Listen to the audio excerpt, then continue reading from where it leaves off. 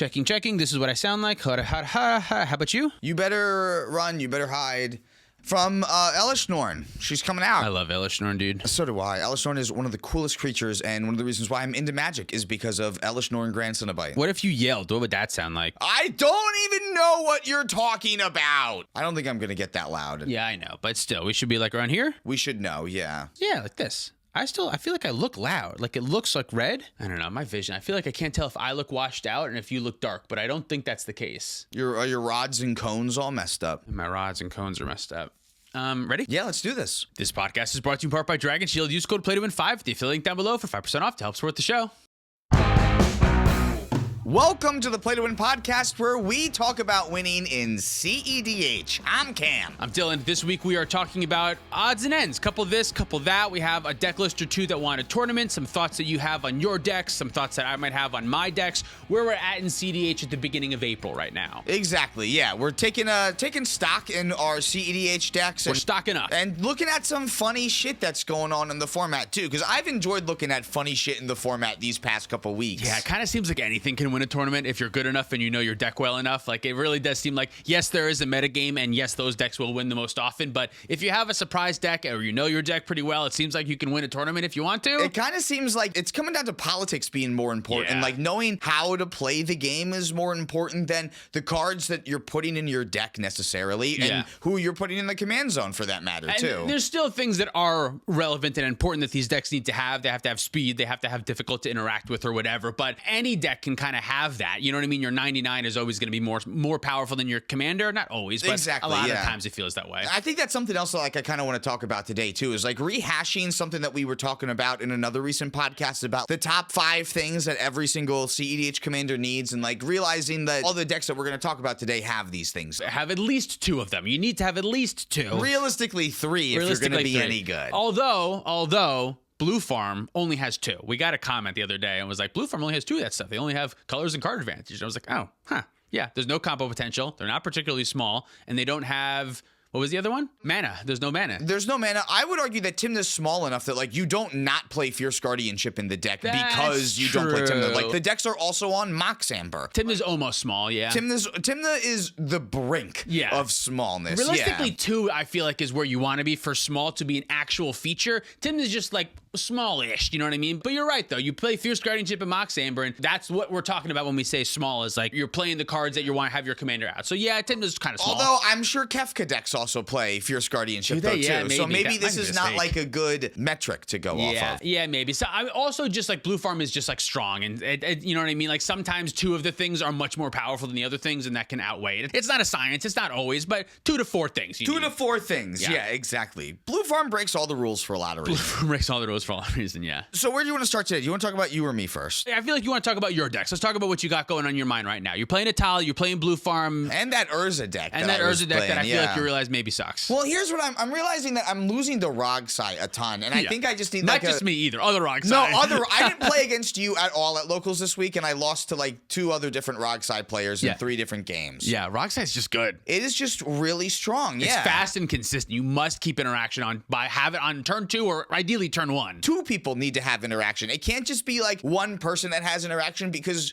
there's a good chance that the Rograkh player has backup for whatever they're doing and aren't going to need to use it to stop another player at the table. So they can use it on themselves to just win the game. And if there's not a second piece of interaction to stop them, they just get to go hog wild with the rest of the game, as long as they can like have their push be on turn 2. Right, yeah. And I feel like they get away with it because they'll do situations where they'll do a soft push on turn 1 before your interaction is turned on, and they do a full push on turn 2, but the Necropotence is already there. So it's too late. They've drawn 30 cards by the time you've drawn 2 or 3 off of the Ristic Study or whatever, and then it's no good at that point. Yeah, and I think wanting to like mulligan against Rograkh is also like a hard mindset to get your head around too, because you want to try to progress yourself ahead, but the problem is I feel like now when I'm playing against Rograkh, I can't really be progressing myself ahead in the first 2 turns. Like, I need to make sure I'm holding up my interaction, and then once I know that it's safe, I can start to lay my things out after that, because it's no use to have my board presence in play if I'm never going to use it. Yeah, if you're dead, it doesn't matter. Exactly, yeah. And so I've been trying to keep all this in mind as I was playing Urza over the past 2 weeks. And what I think I've realized is that there's a lot of weaknesses that Urza still has, where even though it can do like the same thing that Kinnan is doing, and it can arguably do the mana thing better than what Rog Ishai is doing on paper, I think in reality it is not doing any of those things. Yeah, I think the main difference, because you were going for a big like Rhystic Study commandeer strategy, bunch of blue stuff, bunch of free interaction, bunch of Rhystic Study. The issue is Kinnan and Rograkh get to still get on board quickly while holding up this interaction. See, that's the thing, yeah. Whereas like, I think I said Rograkh, I meant Rog Ishai. I don't know if I they're both correct. Same they're both idea, correct. Same yeah. idea. And I think that the problem with Urza, like, I still get to play all of those same cards, but I don't get a commander into play earlier, which means that I'm losing out on a lot of the mana then too. Like, what is supposed to make Urza so good requires too much of an investment for the little amount of time that you have in order to get yourself there, if that makes sense. Whereas like, what I didn't fully realize is that Urza misses out on Paradise Mantle, and it misses out on Springleaf Drum. Mox Amber.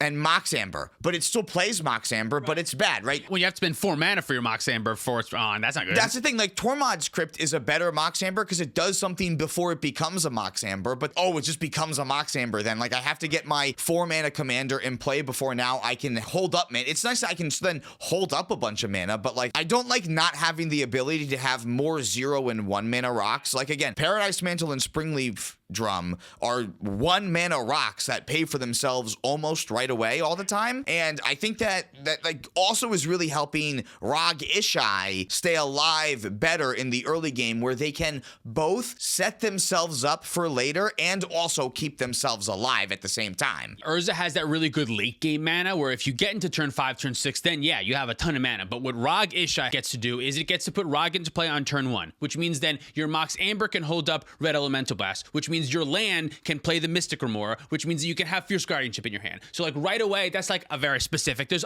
many other things that are similar to that, where you get to get on board, you get to get your card advantage into play, and you get to have your interaction held up all on turn 1 right away, which is how you beat Rogsai. That's the way to do it. Get card advantage on turn 1, have 1 piece of interaction, hope you draw into a second piece, and you're on board right away. Whereas Urza, like you said, like you can't always play Urza on turn 1. Oftentimes you can't. I've never been able to do that since Jewel Lotus was banned. Right, and if you do, that means you're not playing the Rhystic Study. Whereas like Rog Ishai and even Kinnan, because of the mana, they get to play their commander out early, hold up that Fierce Guardianship or the free spell, and then also still have enough mana in the same turn to still hold up Swan Song or to play the draw engine in play too. I feel like if you want to do that Rhystic Study, clone type meta, a bunch of interaction, although yes, Urza plays all the blue spells, you need to be on board quicker. It's not about as much mana, it's mana early. It's mana early. It's mana quickly on turn 1 or turn 2. It's a time issue that I'm having, because again, if I don't have the time to do all of the cool things that I want to do, what is the point of having all these things in my deck? And it's not just Rogsai too. There are other Storm decks. Our local meta is very Rogsai. There's also like Ral and there's Atali and these other decks that are like putting a win on the stack on turn 2 every single game. That's what they do. They're not keeping a hand that doesn't do that almost every single time. There's weird situations where they might keep a turn 3 because it's protected or has card advantage or whatever.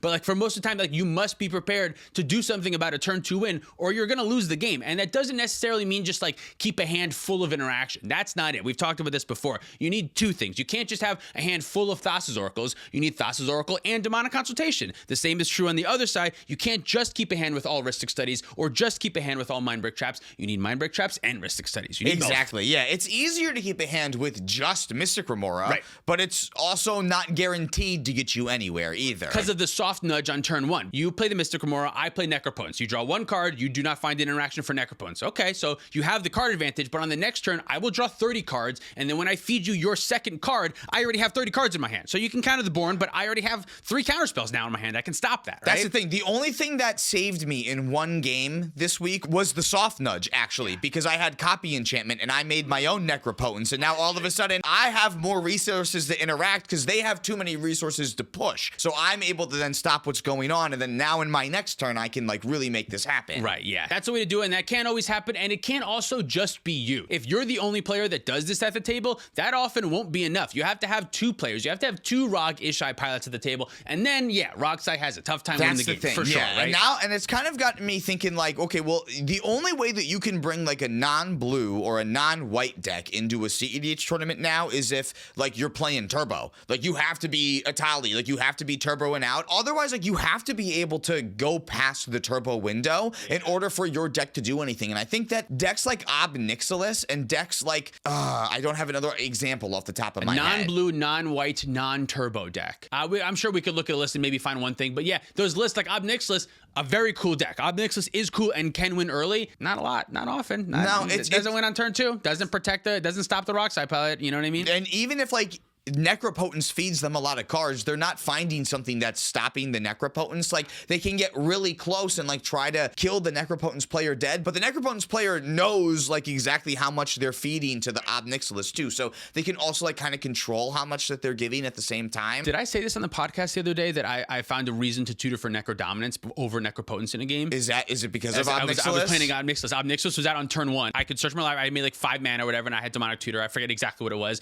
and I could get Necropotence or Necro Dominance, and obviously you always get Necropotence because it's always better unless there's an Ob already on the table, because Necro Dominance draws X cards, not individual 1 cards, whereas Necropotence draws 1 card at a time. So like if I Necro for 10, Ob is getting 10 triggers, and realistically a turn 1 Ob with 10 Ob triggers, they're probably going to be able to put a win together after that. And my soft nudge on turn 1, I'm not putting a win together right away. I'm normally just trying to make it around another lap. So there was like just a situation where like, oh, Necro Dominance is better than Necropotence in this like one situation against Ob Nixilis. And even then, I don't even know, now that I'm thinking about it, I don't know that I should be lumping like white decks into this category of things if you're not playing blue, because now you only have like Silence as like the only card that stops. Orm's Chance pretty good. Orm's Chance pretty good, but at the same time, both of those effects wear off in ways that Necropotence players can play around it if they are smart with how they Born Upon the Wind. At the cleanup step, after all of the effects have worn off and they have a Necropotence trigger on the stack, they can still Born Upon the Wind and then go for a win after Silence is gone. Yeah, it's very weird because normally you never get priority in your cleanup step, but technically once you're in the cleanup step, the silence effects and the till end of turn effects wear off.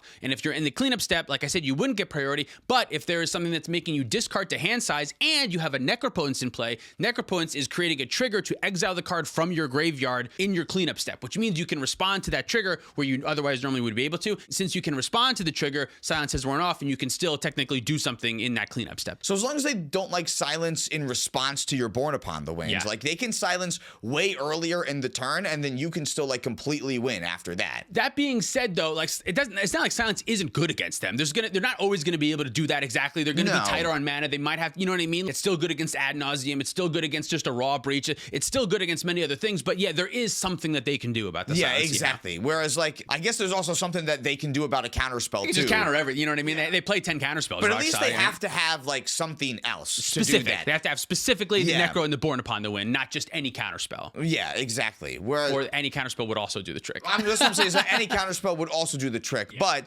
they have a way to play around the silence where they technically don't even need the counter spell though. Like they could also just like do what they wanted to do anyway with cards that they were trying to find anyway. You have to be blue and white. It's not like just white. You have to be blue and white or turbo. There's also, you were mentioning like, oh, I just lost to Rograkh 3 times in a row. I got to play Stax deck or something. There is like that option. That's the other thing. If turbo completely takes over, Deafening Silence is pretty good against Rograkh. I don't know that I want to bring like Winota to a cEDH tournament, but I would certainly consider bringing it to our locals right now. Yeah, it does seem like it could be good. The issue is, I think with Stax always, is Stax has a hard time stopping the Kinnan player from winning, the mid-range player, the Rog Ishai player. Well, that's the thing, yeah. They can just wait, they can chill, they can counter the relevant thing from Winota. Now, obviously, there's certain situations where I've gotten stomped by Winota recently, and like, if they curve out correctly, that deck is unbeatable. If they go Stax piece, Winota, 2 more Stax pieces, nobody can fucking do shit. The issue is they can't always do that, and they have no actual interaction. Yeah. So if someone does get rid of the Deafening Silence, they go, oh, somebody else better do something about this. That's it. Yeah, you know exactly. I mean? They have Silence and the Red Blast, and that's pretty much all that they have, and that's not enough in order to,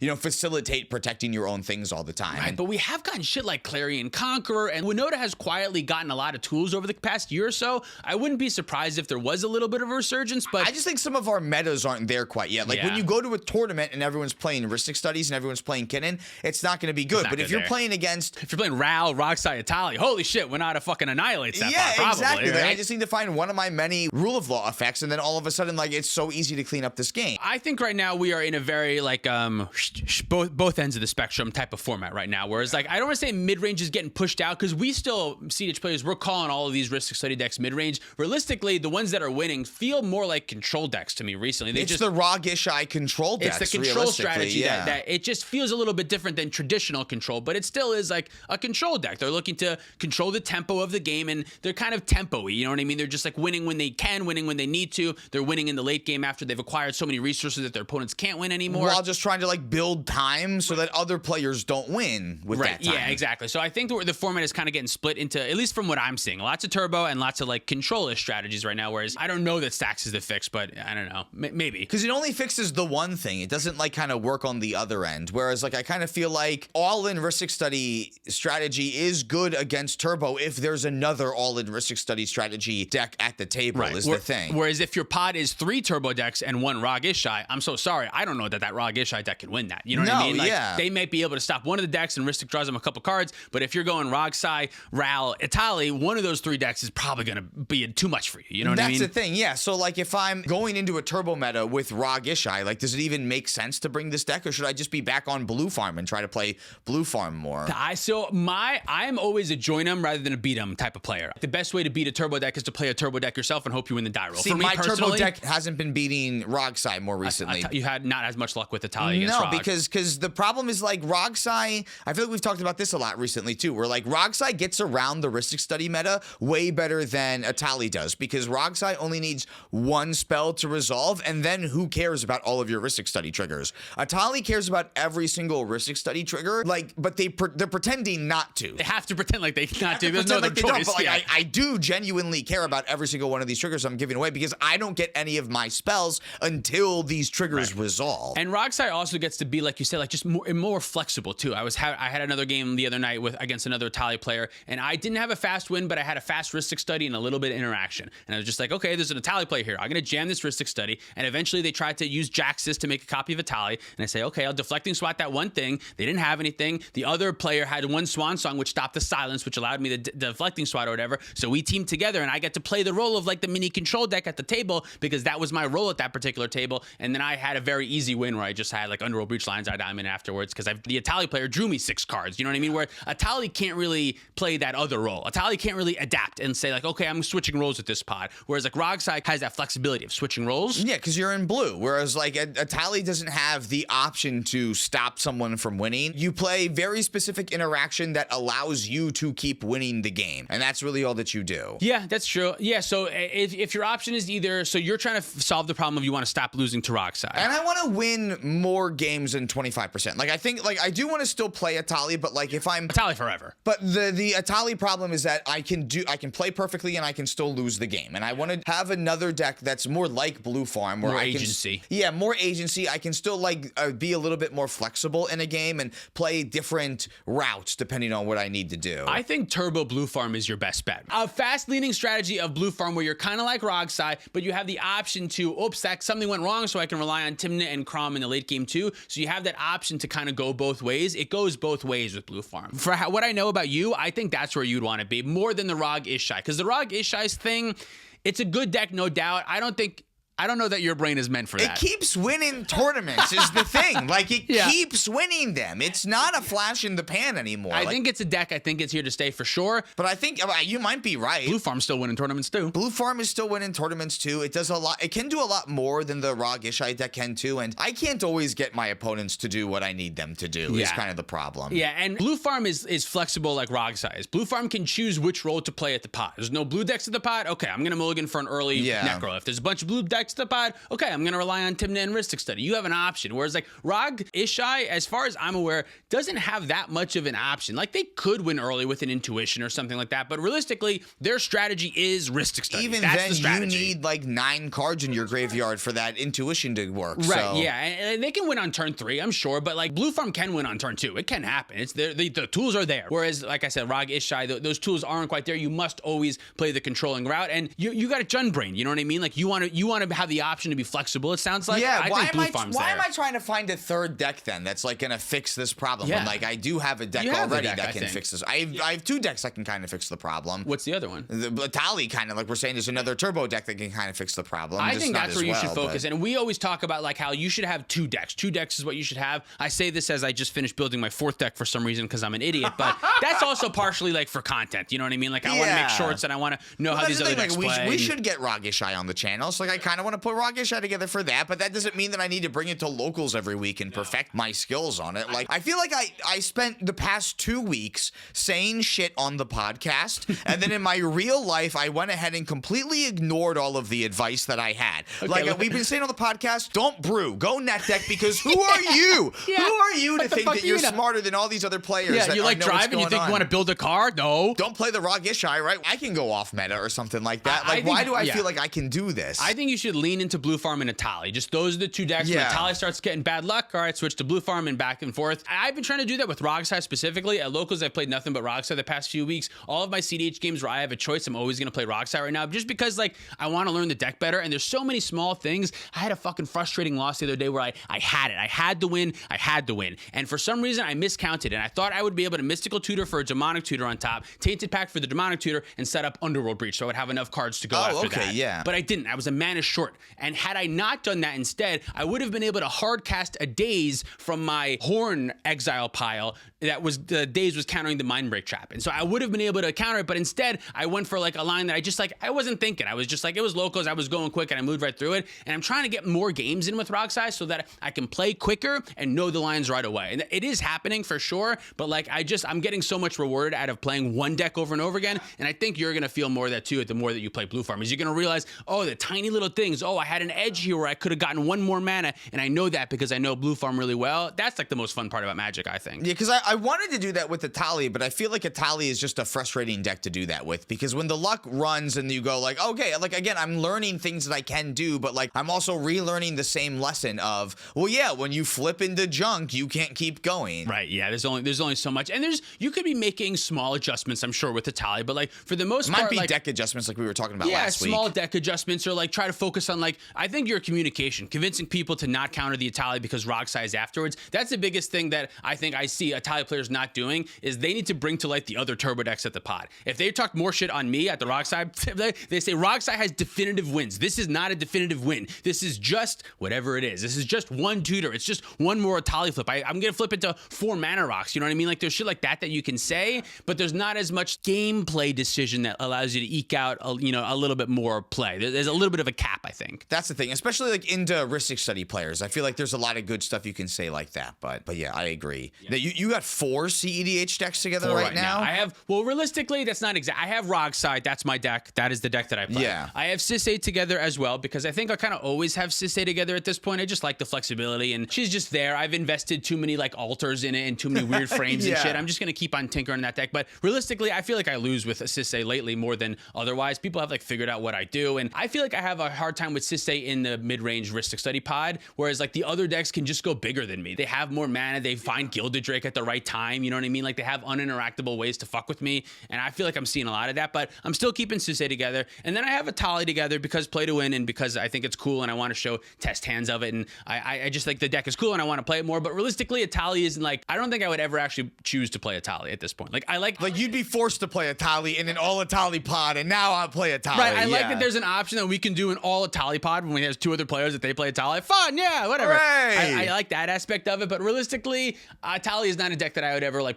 Not ever, but I'm not interested in playing Atali seriously right now. I'm just like having fun with that one. And then I also just put together Rograkh Thrasios, which is a deck that I think is very cool. I triple sleeved it. It's a deck that shuffles all the time. I don't know why the fuck I triple sleeved it, but I don't know. It's cool. And I think I made some choices that are not typical, and maybe I haven't even played a real game with it yet, but I've been looking at a lot of test hands, and I'll be honest, they kind of look like shit to me. It feels slow. It feels like a slow Rograkh deck to me, and maybe I'm just not finding the right hands. Maybe Worldly Tutor sucks, and that card should not be in the deck. Maybe there's little things like that I'm doing. I think I have a Wan Shi Tong in there, and not a lot of decks play the Wan Shi Tong. I think you make it a bunch of mana. You want an expert that can draw cards. That's fun. It's flash. Like, you'd think that'd be good. I'm playing Seedborn Muse, and a lot of the Rograkh players have cut Seedborn Muse. I have seen that they're all They just win Seedborn instead Muse. rather than untapping their mana. I think Seedborn Muse is cracked, but I don't know. So maybe there's some situations like that. But again, I haven't even played the deck yet. I have only goldfished a couple hands with it, and I have it together. My thought process would be maybe that deck just doesn't ever want to be tapped out. Yeah. And that they always want to have mana up. And if you ever cast Wan Shi Tong for its full value, you're in a bad spot. You're tapping out, and that's not good. Yeah, like I wanna if I do tap out, it's for Thrasios activations. Trying to stay alive. And I don't have to like commit something on the stack for that then either. I do think it's a cool deck. I don't know that it's the deck for me per se, but I lose to it a lot. I feel like I have like lost to that deck a ton when I see other Rakdos players have the nutty hands of like turn 1 Gaia's Cradle and turn 2 Snap into Fairy into all this shit, and all of a sudden they have 7 mana or whatever. Like I see that happen a lot, so I want to understand how the deck works and find like where the points of interaction that are good for me to fuck with it are, and I think by playing it I'll be able to do that. But realistically, I'll be honest, I will probably take Rograkh apart like pretty quickly. I think that is fair. I don't see that deck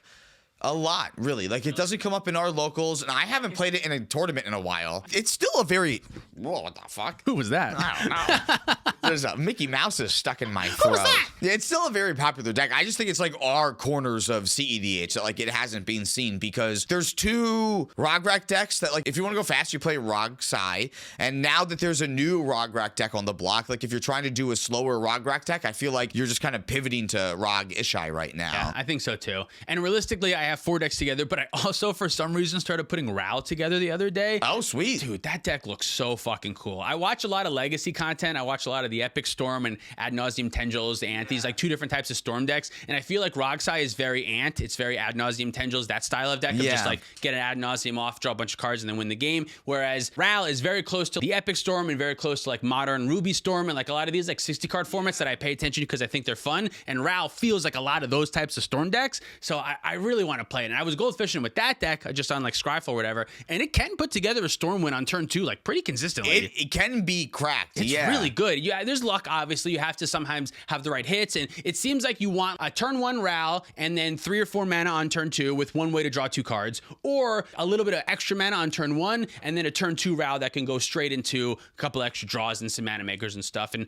I had been playing that Casey Jones deck for a while, and that deck is super fun to play, but like realistically a bracket 4 deck, I think. Whereas Ral, I think, is the better version of that. And I had a ton of fun playing that Casey Jones deck, and I think Ral is the version that I want to actually play, but then 5 decks is way too fucking many. Well, I mean, if 2 of them are only together for content purposes and you're only playing 3 of them, I think that's a little bit different. Okay, right? Realistically, my casual mindset has always been you can have 6 decks together because it's like your Pokemon lineup. You get to have 6 Pokemon and you have 6 casual decks. So maybe I'll get to a point where I'm playing 6 cEDH decks, but realistically, what I've said before still stands true. If you want to be good, I think your main focus has to be on like 1 or realistically 2 decks. And Rogsai is the deck where I'm putting my actual brain power in, whereas like the other decks are decks that I want to like make shorts out of and I want to do for content that I want to explore and see how they win so I know how to beat them. That's what it is. Yeah, you play them so that you know like the interactions that like the deck really relies on, so that you know what kind of interaction you need to have when you're playing your main deck so that you can beat it that way. Because like you can get experience from just playing against those decks, but I'd rather know what to do against those decks instead of like keep doing the wrong thing over and over again and like failing upwards the few amount of times I might come across that deck in particular. When you play a deck, you sense its weak points a lot easier than when you're playing against the deck, because you don't always know what's in your opponent's hand. You don't know what they're likely to have. Every deck that I play against is the scariest fucking thing in the world, and I never am in an adequate position to deal with it. Right, but when you play against Ral, you know, obviously kill Ral. You don't need to play Ral to know, yeah, if you can get rid of Ral, that's obviously really good. But there's a moment where like if they have no mana and they have a draw spell on the stack or something, that's a moment where like you just counter the thing that draws 2 cards. I know it feels bad, but like if you counter the thing that draws 2 cards when like it seems like it's like maybe one of their last things, there are moments where you realize like, oh, as a Ral player, if someone did something right now, I'd be really fucked. You know what I mean? And once you feel that, you know how to do that against the Ral player later. That's also like a thing where I feel like if you play against Ral, you go, I'm going to keep this hand because I have turn 1 Orcish Bowmaster, and that's going to be great against Ral. But Ral is a 1/3 and doesn't draw any cards 90% of the time. Some of the cards are draw cards, but a lot of them are exile the top cards, and those are the good ones. Most of them, like Ren's Resolve, are like the exile the top 2 or something like that. You won't see many Thirst for Discoveries, Thirst for Knowledges, or... Thirst isn't in there, but there's a Spider-Man card recently that's just like discard a card, draw 2 cards. That's in there. Faithless Looting and stuff. I don't think Faithless Looting is in there, actually, but it probably should be. The one that you can discard a card or sacrifice an artifact, and then if you do that, you draw 2 cards. That Demand Answers. There's a couple that are in there that are good, but like, yeah, like you said, like Bowmaster isn't really the be-all end-all against Ral. It can be good. They play a couple wheels and whatever, but like, you can't just say like, oh, this hand has Bowmaster, I'm going to be able to beat Ral. That's not exactly it. Because then in response to your Bowmaster triggers, they go, okay, great, I'm going to cast this spell, this spell, this spell, this spell, all holding priority against each other. And then that's a bunch of RAL triggers that go off, and they can flip them into a Planeswalker, fizzle all of that stuff, and then when you'll get priority again before you draw any more cards, and then that way you can ultimate them before they can ping them down. Right. That's, I think, one of the cool little interactions that you learn about RAL is that RAL checks how many spells you've cast at once this spell has resolved. So, for instance, once the trigger has resolved, once the trigger has resolved, right? If you cast your 4th spell for turn, and there's a RAL trigger on the stack, you can, in response, cast your 5th spell and your 6th spell if they're instants, and then let the RAL triggers resolve, and then all of them will see that you have cast 6 spells this turn. Yeah. So you can then get 3 triggers to try to flip RAL all at once, rather than waiting one by one to see if they're going to go. Yeah, you can just get 3 rather than just the 1. So if you have the opportunity to wait for a RAL trigger to resolve before you cast your next spell, you normally shouldn't do that, especially once you get past the stage where you can flip RAL. Right. I think before then, if you don't have the opportunity to get blown up by Mindbreak Trap and you need those spells to resolve to keep going, I think that's a little bit more important. Yeah. But by the time you want to flip RAL, who cares? They can Mindbreak Trap all these cards you have on the stack. Your flipped RAL is going to get you 5 to 8 more cards off of the ultimate then. So you need 3 chances to flip your RAL. Yeah, and that's what they are going for, the RAL player. That's like their main focus is the RAL flip. If you can stop the RAL flip somehow and make sure that you're not making things worse for yourself. Like if you try to kill the RAL in the middle of their storm turn, they can, in response, fire off 2 or 3 instants maybe, get up to that 6 spell amount, flip the RAL, and then fizzle your removal spell because the RAL goes and then it comes back. Yeah, but if you wait for all of the RAL triggers to be on the stack and then when they go, okay, I'm ready to pass, now if you remove the RAL, it can't ever flip. It's not going to have something to flip into. Right, yeah. So there are moments to figure out like when is the right time. And I personally think it's right to like interact with RAL earlier than later. Oh, don't do what I said because they're going to have counter magic by that time. Right, yeah, like if you can do it early and it might feel bad, maybe talk to the table, make sure, hey, don't win after this if I do something here. Once you let the RAL start going a little bit, that's when they can really snowball very quickly. No, I think something else that I'm learning as I'm trying to like get more into like the heuristic study strategies is you should stop people's win lines early. Like let them get their card advantage engines and their mana advantage engines out for you to copy them, but don't let them dark ritual even. I've been mental misstepped in a tally on like a mana vault on turn 1. It's backbreaking. Half the time, that is the game-winning spell. Yeah, that's what does it. It's not like, oh, stopping a tally or making sure you have silence on my tally. Sometimes it's like getting rid of the Seething Song's the way to go. Get rid of the Kinnan early so that like it takes them too much to come back from. Get rid of the RAL early so that again, you have time to get your heuristic study so that when they do go off again, now you're able to keep going. It depends on your interaction, but yes, interacting early can be really good. Especially like with someone's commander or like with their mana if what they're trying to do. I think that too often that's not an avenue that I want to do because, well, they're just going to get more mana and they still have the resource in their hand and they're going to be able to cast that later. Or the same thing with their commander. It goes back to the command zone. They can recast it later. Whereas I feel like these decks are really like looking for tempo. I think I just haven't been putting enough focus on that tempo, and that's really what is going to slow these decks down. Yeah, and it depends on your interaction, right? Like if you have Flusterstorm and they put a Dark Ritual on the stack, it might be good to Flusterstorm the Dark Ritual because the next thing might be Necropotence and then Flusterstorm doesn't stop that. Whereas if you have Fierce Guardianship, maybe let the Dark Ritual resolve, get an extra draw trigger from your heuristic study once they feed it and cast a Necropotence, and then you can Fierce Guardianship the Necropotence. That's the most important one, right? But like it's a little bit more clear in Rog's side than it is with RAL because like none of the RAL spells really do anything. They draw 2 cards. It's not drawn 30, it's drawn 2. I could whiff. They're going to tell you they could whiff, but there are going to be situations where if you have the early interaction, if you got the misstep, yeah, it might be good to counter the Gitaxian Probe. Or at least use your creature removal earlier than like saving it for when like Basalt Monolith is on the stack or something like that too. Yeah, if they play the turn 1 RAL, don't wait and see what they're going to do on turn 2. You know what they're going to do. They kept their hand. If they're a good player, it wouldn't have kept that hand if they didn't have a win on turn 2 or something very powerful on turn 2 at the very least. Don't say like, oh, maybe they won't have it. They're going to have it. If they're a good player, if you know your friend sucks at Magic, maybe let them get away with something. I don't know. You know what I mean? Okay. But like, I'll let you cast a bunch of spells. It's okay. You still don't have this. But if you know they're a good pilot, they kept the hand for a reason. They kept, specifically with RAL or with Rog, they kept it because they can win on turn 2. That's why they kept it. So that's where we're at with our decks. That's Do you where have we're anything at else with to our say decks about your decks? Not really. I'm excited to put RAL together. I have had a couple of people asking me for a Rog Thras deck list. I do not have one. I built it on vibes. I found a list that done well, and I took out 5 or 6 cards, and I swapped them with cards that I like, and that's where we're at right now. There's no list, and realistically, there might not be a list. Like I said, this deck might not stay around long enough for me to have a list. Sometimes people ask me for a list, and I'm like, you're going to be led astray. Don't do this. Anyone who was interested in Urza over the past 2 weeks, I'm so sorry. Google cEDH tournament winning decks. That's where you should find the list. That's where you should find list. If I have it on my page on my MOXFIELD, yeah, you can take that list. I feel confident in those lists. If it's not on the MOXFIELD, I don't feel confident enough in the list. Trust somebody else. Speaking of lists that won tournaments. Oh yeah, should we get into some other lists, some other stuff? I want to tell you about some bullshit here. Please. Michelangelo and Leonardo. This is Leonardo the balance and Michelangelo the heart. This is the 5-color turtles, white 5-color Pips one, and the green guy. Yeah, the green, they have partner character select. This won a tournament. We played this on the channel, yeah, and it not only won a tournament, but it also top 4'd in another tournament. What the fuck? Let's look at the top 4 deck list, because this was a much larger event. So I clicked on the top 4 deck list. Yeah, who is this person? What's their name? So his name's Damien, and I know the year that he was born because of his username. Don't do that. What year was it? 1996. Oh, okay. Good year. I was 5 years old at the time. I was 2 at the time. I could have held you. You could have, yeah. Yeah, you could have. We should make that happen. We could do it right now if you want. I can hold you.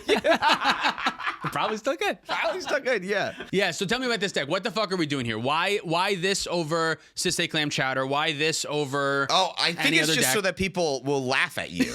I I say it's literally not think it's serious, just that. right? Yeah, it's just like, how am I going to do well? I'm playing Leonardo and Michelangelo. This can't be good. The only synergy that we were able to find was with the cabbage merchant makes food, and this green guy does something with food. Dude, that is the that what's only going on synergy that they found, too, is the cabbage merchant That's is close in this enough. deck. Yeah. It's just like a 5-color good stuff deck, but I think their version is leaning a little bit more into mid-range hell than what we did. We had Necropotence in the list. They don't have Necro? The deck, the top 4, doesn't have Necro. It's built around Ad Nauseam, but they're also on like Rev Tithe Extractor. Oh. Okay, so they're kind of there is an attacking strategy in this deck. There is an attacking thing, which kind of like makes sense. Actually, that kind of works with Leonardo, because Leonardo says that whenever a token enters, you put +1/+1 counters on stuff. Oh, so you can kind of like create like a semi-overwhelming board state, and eventually creatures you control can gain trample, menace, and lifelink. That lifelink might be relevant if you're casting Ad Nauseam. I think it's really more like my Ragavan's good now, like, because my Ragavan is always going to get in. My Rev Tithe Extractor is always going to get in. Like anything else that is Professional Facebreaker in this deck. No. No, that's weird. I would think that it wants Rev more over creatures that Facebreaker. want to attack and make treasures or tokens in general, I would think. Yeah, but otherwise this is just blue farm. I'm not seeing anything out of the ordinary here. No, it's 21 cards different than the list that we played on the channel, though. You get to play Metamorphosis, but you don't play Necropotence. Interesting. But maybe you're that's not just, on Necro. Maybe that's just a political tool. I'm not even playing Necro. Don't attack me. Yeah, that's the thing. I didn't say anything about Ad Necro, Nauseam, but I'm not on Necro. And this is the kind of thing that's leading me towards thinking that, like, yeah, politics matters way more than the commanders that you play. Because, like, you can do really well with any commanders as long as, like, your deck has a good strategy and, like, a good win condition. It kind of doesn't matter what you're playing. Like, you can play this. Your 99 is still blue farm. You're still playing the best deck in the format, but with a couple of green cards in it. The only sacrifice is you lose a little bit of card advantage in the command zone. But realistically, Timna and Crom's card advantage is like, it's not even that great. Timna's, I'm not gonna say Timna's not good. Timna's crazy, but like Ristic Study is better than Timna. You know what I mean? People aren't estimating anything from you, but you're also still accidentally and quietly playing the best deck in the format. I think I kind of like it. Yeah, I think so too. And like the green commander's also like cheaper. Michelangelo's cheaper than Timna too, so like you get to kind of turn on your Mox Amber and your Fierce Guardianships way quicker. a little quicker. Yeah. Oh my god, the deck that won the smaller event, dude, is on Heartwood Storyteller. I don't know what that card is. Yeah, you do. Yeah, you do. And you're gonna cringe when you remember what it is. Who was the winner? What was this their name? winner? The deck. There's 2 people on this deck list here: Galaxy City and Master Alex. It was a Crom situation. It's like a crown. Yeah, they put one of them's Leonardo, the other one's Michelangelo. Yeah, They both played the deck. We're friends. We're allowed to do this. Yeah, we're allowed to do this. We're all in this together. Yeah, they're on Heartwood Storyteller, which What does is this 1 card and do? 2 green for a 2/3 that says, whenever a player plays a non-creature spell, each of that player's opponents may draw a card. Oh, this is a political tool. This is a political tool. Yeah, how the fuck does a tally beat this? You play cast 4 spells and your opponents draw 12? You don't beat it. Yeah, Oh, I wow. think you just straight up can't beat it. Oh, this really, if you want to do mid-range hell, this makes a lot of sense. If you want to, let's get everything nice and complicated. Cast this card. This puts the game into a draw. This Yeah. is a thing that you play on turn 1, going forth to yeah. make sure that you get a draw out of this game. Yeah. Oh, I see. Yes. This is a draw tool. If you're playing in a tournament and if you're going seed 4, this makes it way hard for everyone to win the game, including you, but you want to draw. And But that's fine. Yeah, you don't need to win the game. You just need to get a point. And you don't have to play it. If you're in a situation where you could win the game, just don't play it. But if you're in a situation where you're like, I don't know that I can win this game anymore, I'm going to slam this fucking thing. Yeah, Rockseye's going next. Natalia's going next. And like, it's way better instead instead of like going, oh, maybe I'll cast Deflecting Swat to feed the one Rhystic Study player, you can just go cast Deflecting Swat to see if any of us can find something. All draw cards. Yeah, that's interesting. Although it does also then draw the Rograkh player cards, which is also interesting, right? So you go to interact and then they draw a card too. That could be really good. This could be risky. If you give the wrong Rograkh player or you do it at the wrong time, you know what I mean? They have something that they're not telling you. If they sneak in a Hexing Squelcher before you think that they're going to be able to do something, and then all of a sudden, okay, yeah, if you guys want to, I guess the interaction wouldn't be anything anyway. But could you imagine having Bowmaster in play and this at the same time? Yeah, it's playing Bowmaster, I'm sure. Oh, of course it is, yeah. Can I see this list also? Yes, you can, yeah. Huh, is there anything else notable, or are we just like, it's regular? Oh, really like Cutzel, okay. This is a different list now, yeah. This is the list that won. And Braids, 3-mana Braids. That's interesting too. That's like more card advantage. It's on Colossal Sky Turtle, which I also thought was interesting, just like find interaction that's hard to interact with. And Subtlety. I think I'm starting to like Subtlety more and more, actually. Oh, Step Through? Is this like an uncounterable way to find Thoracle? And what other wizards are there? Polywog. Uncounterable way to find Thoracle is funny because you can just still counter Thoracle or the Demonic Consultation. Yeah, but it's harder to counter. Realistically, it's harder to counter Thoracle than it is Demonic Tutor. You know what I mean? Like, there's not that many hard creature counters. That's so true, if you can yeah. counterably find your creature. But they can still counter the Demonic Consultation. The Consultation, yeah. Maybe, yeah. I don't care about the Tutor, yeah. Right. Yeah, dude, this looks sweet. Misdirection, all the free interaction, Snuff Out even. Okay. Really leaning in on everything. And I kind of like this direction. Again, like it doesn't matter what you're playing in your deck even. As long as you can like talk to the table and you can threat assess correctly. I think that's what matters most. No Necro, no Nas, Disrupting Shoal. Like really, this one's like all really leaning into like the mid-range hell aspect of it. This one is like, yeah, you know who's never going to win is my opponents.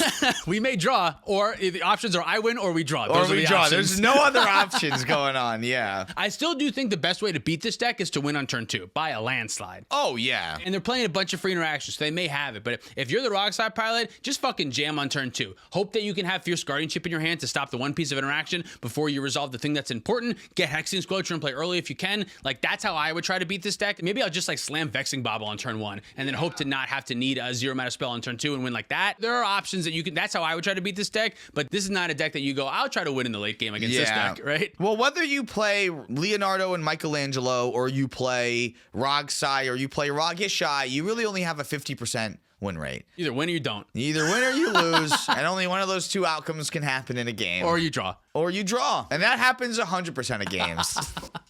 Yeah. I don't really have anything else to say about that. I just thought that was funny that, like, I literally said in a podcast that were you inspired to build this deck? Yeah. And now it's doing really well in cEDH tournaments. I guess maybe it is better than Ezio, because like Ezio is like the same 2-mana commander, but like this does have a combat aspect of it. This doesn't make you feel like you have to play Luris for value. Yeah, this does give you the option to just like, the board slows down, you're not going to counter my commander. It's fucking dog shit. But over time, if we're really going late, I'm going to present you with the board that has a couple of 6/6s on it, and I can take down the Rograkh player. I can deal some damage to, I don't know, whatever Planeswalker, do something, you know what I mean? Like you're doing attacks. I could see it. I could definitely see it. Dude, and like because you're making so many tokens, Leonardo gets to like pump your Esper Sentinel too. Yeah, like there's some small things that it does. What a dumb deck. This is so cool. You're 98 and you're 99, much more important than your commander either way. For sure, Still the final conclusion. Cool, that's all that I have. Thank you so much for watching. If you'd like to support us directly, you can do so on Patreon, like our $100 patrons. Seabass, Not Kareth, Bob the Skull, Davishire, Abyss A, Peggy, E4 Cards and More, Red, Finks MTG, Wandering Around, Mike H, Tom Bieber, Cumulative Upkeep MTG, Nathan Cohen, Mr. Jerby, Okie Toad, Penguin Man 0089, David Newman, Johnny Denver, Omelet, Rocky Hall, Pat Fires, Spangler, Larceny Wars, Jorbe Blue, Sparky B, S.C. Phillip, Olin Groupie, Zach Hartley, Big Leagues Banjo, Reactive, Sean in the Ice, The Works 472, Gabriel Garrett, Mace the Ace, Luke Cook, Connor Sipon, Joshua Day, Demon of Roscrease, Peter Stewart, Corner Wild, Uncle Butts, Duke, Luke, Quadra, Hamid, Scott Hawk, and Baby G-Bus. If you want to pick up any of our merch, you can do that at playtowinmtg.com. Thanks, Dragon Show, for supporting the show. Use code PlayToWin5 at the affiliate link down below for 5% off. You can follow us on the internet for more content. Thank you for watching. See you next time. Max Hugh, E, Bub Russell, Devin Morrow, Ruby Supreme, Willow 2998, Turtle 99, Rick, Sharticus, Taizo Kitagama, Big Saucy, Max McComber, Meta, Ben Finelli, Jason Brooks, Safarius, Sarcastic, Mystic Muffin Man, Zachary Coulson, Dalton Potent, Jan Wildfang, Thomas Brano, and David Nelson.